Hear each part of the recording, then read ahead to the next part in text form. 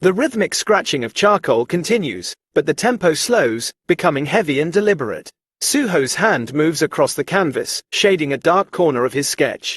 His internal voice is quiet, resigned, accepting the hard truth of the world. He thinks to himself that because of that, everyone is grateful toward the hunters. It is because of them that non-awakened like him can live a peaceful life, after all. Then, a harsh, jagged scratch cuts across the paper. The charcoal snaps. Suho stares at the broken piece, his brow furrowing in the silence. He realizes that, on the other hand, a sense of uneasiness is starting to fill him. He looks down, his face cast in shadow, wrestling with a thought that feels like a betrayal of his own safety. He is starting to wonder if he is getting too used to not being able to get what he wants. The sounds of the studio fade away completely. An eerie, echoing wind blows through his mind, carrying whispered fragments of memory like jagged shards. Images flash by. He thinks of his missing parents. He sees himself lying defeated on the ground.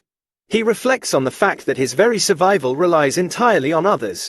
He remembers the strength he once felt, the blue sparks on his fists back in high school. Now, it is just a ghost of a memory. He thinks about that time when it seemed like he could do anything. But what he possessed had disappeared, and a sense of powerlessness had filled that void. A deep, resonant bass note strikes, ominous and powerful. In his mind's eye, the silhouette of a man in a trench coat appears. A king. Suho's thoughts turn to the empty space where his father should be. He remembers his mother always saying that he resembled his dad. He stares at the back of the figure in his memory, desperate for an answer, wondering how his father would get out of this powerless situation he is in. Suddenly, a sharp tap-tap on his desk shatters the daydream. A voice cuts through the fog, close and clear, calling his name. Suho gasps sharply, a quick intake of breath as the ambient sounds of the art studio rush back in. The murmurs of students, the footsteps, the sharp smell of oil paint. Suho blinks, his eyes wide as he snaps his head up. He mutters, "Teacher." Standing over him is the art professor, wearing a warm, approving smile. He gestures to the drawing board, completely unaware of the existential crisis Suho was just drowning in. He tells Suho that he is focusing remarkably well today. The pleasant, mundane atmosphere of the art studio returns as the scratching of charcoal stops abruptly. The professor leans over Suho's shoulder, peering at the canvas with genuine curiosity. In a light, friendly tone, he asks what Suho is having so much fun drawing. Suho blinks, shaking off the last remnants of his dark daydream. He looks down at the sketch, seeing a mess of jagged lines and heavy, oppressive shading. He sounds hesitant, slightly embarrassed, as he mutters that he just drew based on how he was feeling. The professor squints, tilting his head as he examines the work. He asks if it is an ant, remarking that it is a pretty creative drawing for an insect. He pauses, adjusting his glasses for a better look. Then, he adds that it looks more like an ant-human. A low, discordant string note plays, eerie and unsettling. Suho stares at his own creation, and the realization hits him. This isn't just a doodle. It is a monster.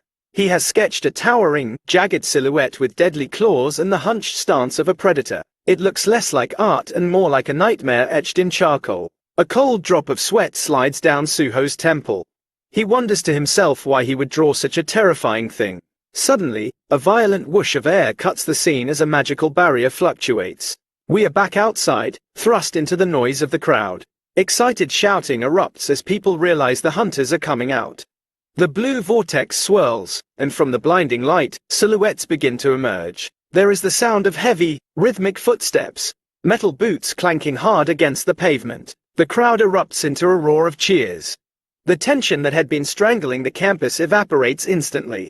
Spectators point at the returning heroes, their faces lighting up with visible relief. They chatter among themselves, noting how relaxed the hunters look and assuming the raid was a total success. Leading the pack is a burly hunter clad in heavy armor, his face set in a professional, hardened grimace.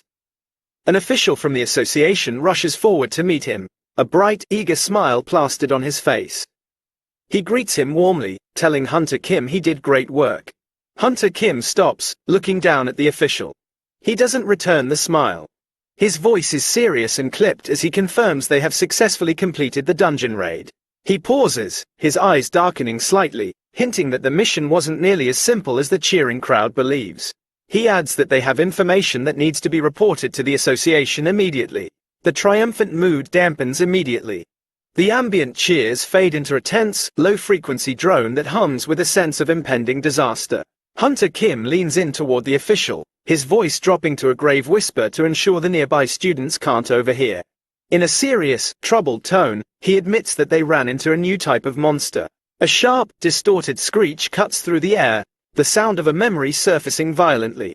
As he speaks, the scene in his mind shifts back to the stifling darkness of the dungeon. He didn't just see beasts. He saw something else. He describes a humanoid monster that could spew blue flames from its eyes and mouth. The sound of crackling fire and feral, wet snarling fills the air. In the flashback, shadowy figures wreathed in azure fire lunge from the dark, tearing at the hunters with reckless abandon. Hunter Kim recounts how the things attacked with claws and fangs, but he shakes his head, returning to the present. He looks down at his armor with a dismissive shrug, noting that the attacks didn't do much damage. He points to a faint mark on his gear, a casual battle scar. He says he got scratched a little, but nothing really happened. He figures the monster might be nothing special, but he notes that it's definitely a creature that hasn't been spotted since the gates first appeared. The official lets out a long breath, the tension finally leaving his shoulders. He smiles, clicking his pen as he settles back into a relieved, bureaucratic tone. He says he's just glad it wasn't a dangerous monster and asks Hunter Kim to submit a simple report on the raid later. Then, sudden silence. The background noise vanishes completely. The official waits for a response, but none comes. A sickening, sizzling sound begins, like acid eating through metal. Down on Hunter Kim's leg, where the shadow meets the armor, something is horribly wrong. A dark, corrupt mist begins to curl upward, sparking with that same eerie blue energy seen in Suho's high school fight. The hunter's face goes rigid. His eyes, which were full of life just moments ago, suddenly glaze over. His pupils contract into pinpricks of pure shock. He lets out a wet, choking gasp. He doesn't scream. He simply ceases to function. There is a heavy, metallic impact as gravity takes him. The massive, armored body of the hunter pitches forward and slams face first into the concrete, nothing but dead weight. The official flinches, his clipboard clattering to the ground. Panic rises in his voice as he lets out a strangled gasp. The hero has fallen. The scene explodes from silence into immediate, visceral horror. A low, distorted gargle mixes with the sickening sound of snapping bone. The official leans closer, his hand reaching out to the fallen hero, trembling slightly. He doesn't understand. He thinks it is just exhaustion, perhaps a fainting spell brought on by the raid. In a trembling, confused whisper, he calls out Hunter Kim's name. He opens his mouth to ask if he is okay, but the question never leaves his throat. A deafening, inhuman roar erupts, sounding like a blast furnace door being thrown open. Hunter Kim's head snaps up, but the face looking back is no longer human. His jaw unhinges, stretching impossibly wide, and from the depths of his throat, a torrent of azure fire vomits forth with a terrifying crackle. Through the distorted, demonic screeching, a fragmented voice howls. Then, a wet, sickening crunch. A spray of liquid hits the pavement with a heavy splatter. The official's scream is cut short by teeth. The thing that was once Hunter Kim lunged with the speed of a viper, burying its fangs deep into the official's neck. Blood doesn't just drip. It explodes, painting the grey concrete in a horrific crimson arc. Absolute panic erupts. Bystanders scream in terror. The sound of metal armor clatters as the other hunters stumble back, their minds unable to process the betrayal. Amidst the chaos, one female hunter sees the light, the eerie, spectral glow illuminating the gore. Her eyes widen in a sudden, horrific recognition. Her voice rises in realization and terror. She shouts that those blue flames are the same flames the monster in the dungeon had. It wasn't a wound they brought back, it was a possession. The dungeon hadn't been cleared. It had hitched a ride home. The creature doesn't stop to explain. It spins, wreathed in that ghostly fire, its movements a blur of unnatural speed. A clawed hand, glowing with corrupt mana, lashes out. There is no defense. No parry. Just the horrific sound of flesh parting like wet paper. A severed limb spins through the air, trailing blood against the flickering blue light. The massacre has begun. The audio explodes into a cacophony of chaos. A deafening boom is followed by the wet tearing of flesh and a chorus of high-pitched screams. It wasn't just one murder. It was an ignition. The blue flame didn't just burn, it spread. Like a contagion jumping from host to host, the violence erupted outward in a shockwave. Bodies were flung into the air, tossed like discarded toys by superhuman strength. The air filled with a cacophony of terror, shrieks, wails, and the guttural roars of the possessed. Then, the sound shifts. The screaming becomes muffled, heard through thick glass. Inside the art studio, the rhythmic scratching of charcoal stops completely. The piece is shattered. The screaming outside is so loud it vibrates against the window panes, the red, jagged lettering of horror reflecting on the glass like a warning sign. Students rush to the windows, brushes forgotten, confusion warring with fear. One student asks anxiously what is happening, while another squints through the glass, trying to make sense of the carnage. Suho and the professor reach the window together. Their eyes widen as they take in the scene below. They both let out a sharp, simultaneous intake of breath. A loud, thumping heartbeat fills the air. The muffled screams outside suddenly become sharp, clear, and terrifyingly close. Suho's mind struggles to process the nightmare unfolding in the courtyard. It isn't just monsters attacking humans. It is worse. He watches a figure, eyes glowing with that same cursed azure light, lunge at a victim. He sees jaws unhinge, teeth snapping down on flesh, spreading the blue fire with every bite. Suho's voice trembles with pure disbelief as he realizes the truth. People are attacking each other. It is a massacre. And it is climbing the stairs. The art studio, once a sanctuary of quiet focus, has become a cage. Students press their faces against the cold window panes, their breath fogging the glass as they witness the nightmare unfolding below. One student points with a trembling finger, his voice thick with revulsion. He says there are blue lights in their eyes and that they look like monsters. A girl nearby clutches her head, the realization hitting her like a physical blow. Her voice rises in panic as she asks if a dungeon break has actually occurred. In the distance, the wail of sirens and the echo of screams bleed through the studio walls. Outside, the campus has descended into total anarchy. The crowd is being torn apart by the desperate choice between fight and flight. People are shouting, some begging to run while others argue that they should stay put and wait for the hunters. Inside the room, the focus shifts. There is the sound of shuffling feet as the students swarm around one man.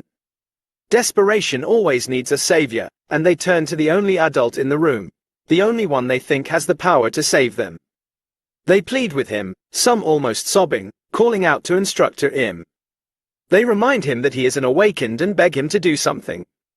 All eyes fall on the art professor. But the man standing there is no hero.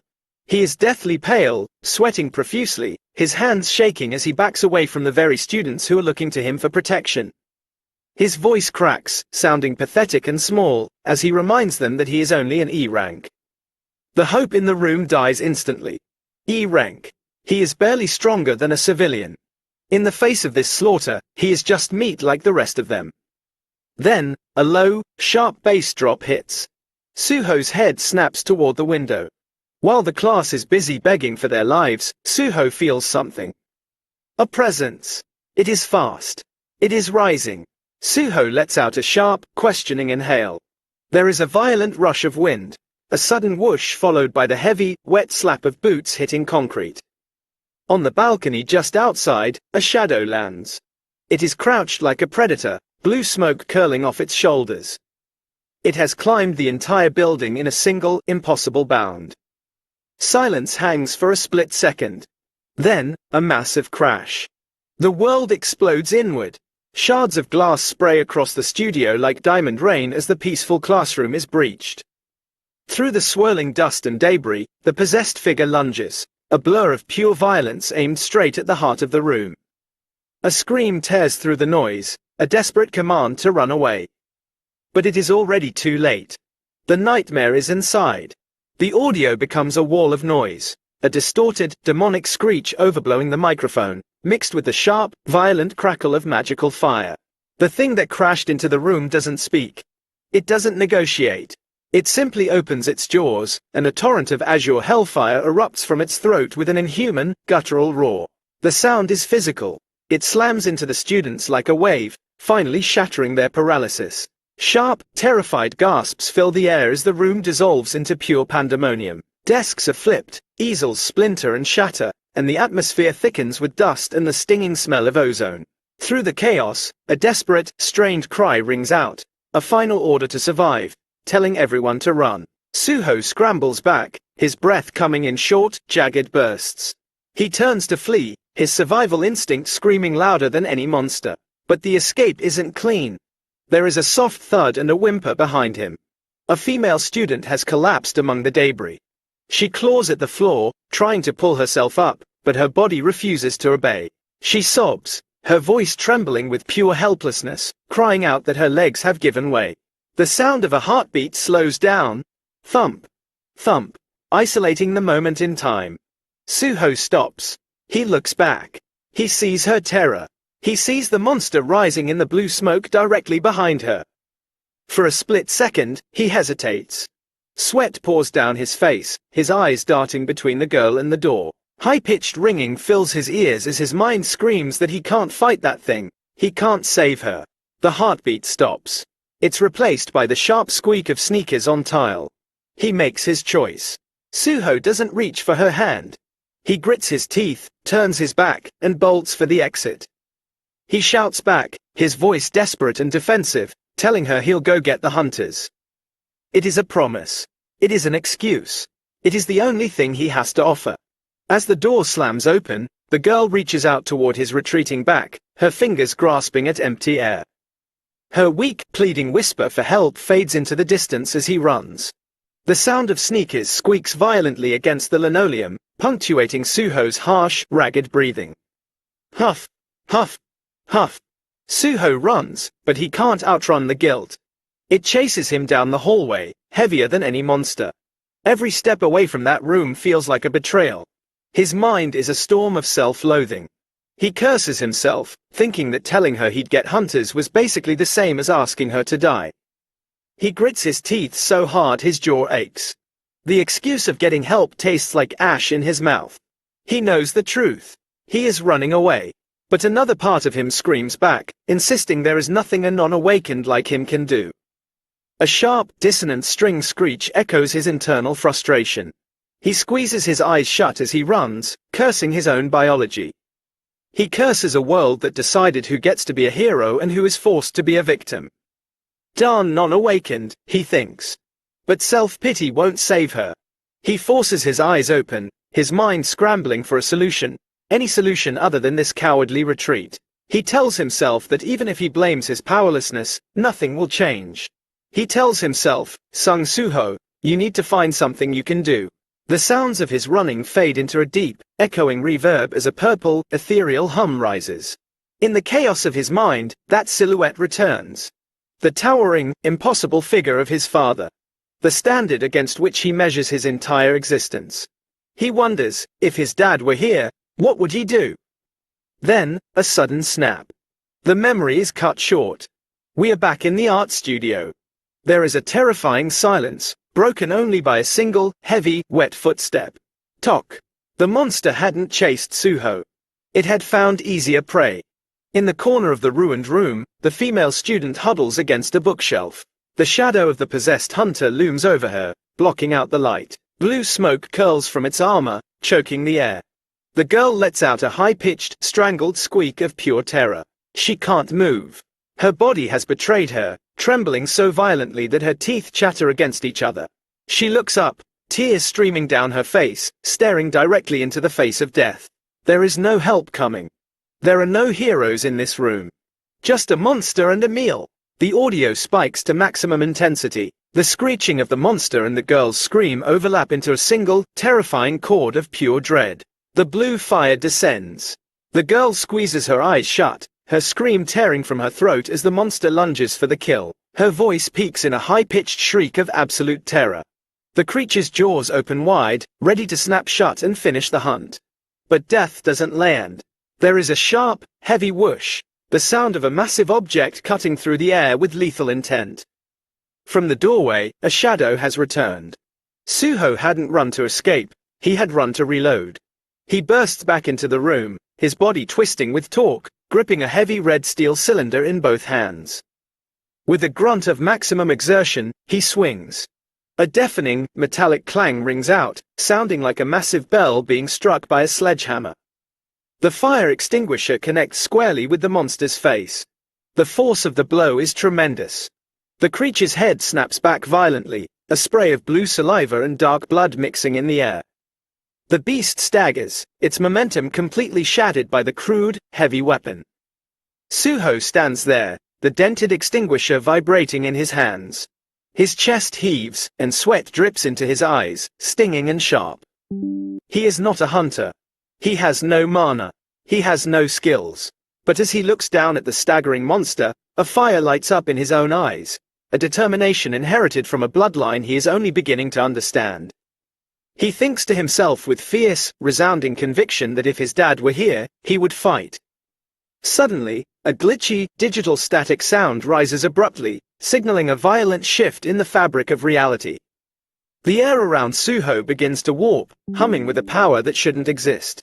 The chaotic sounds of the fight are abruptly cut off by a sharp, piercing sound of digital interference, high-pitched and rhythmic. ZZZ. The air doesn't just vibrate, it fractures.